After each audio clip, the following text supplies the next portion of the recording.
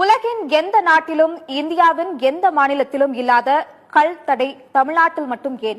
விவசாயிகளின் சந்தேகங்கள் இணையத்தில் வைரலாகி வருகின்றன. தமிழ்நாட்டில் கள் இறக்க அனுமதி கொடுத்தால் பனை மரங்களின் எண்ணிக்கை அதிகமாகிவிடும். பனை மரங்கள் அதிகமானால் நிலத்தடி நீர்மட்டம் உயர்வது மட்டுமின்றி கருப்பட்டி உற்பத்தி அதிகமாகிவிடும். கருப்பட்டி அதிகளவில் உற்பத்தியானால் வெள்ளை சர்க்கரை தேவை குறைந்துவிடும். வெள்ளை சர்க்கரையின் தேவை குறைந்துவிட்டால் மக்களுக்கு சுகர் குறைந்துவிடும். மக்களுக்கு சுகர் குறைந்துவிட்டால் மருத்துவமனைக்கு செல்வது குறைந்துவிடும்.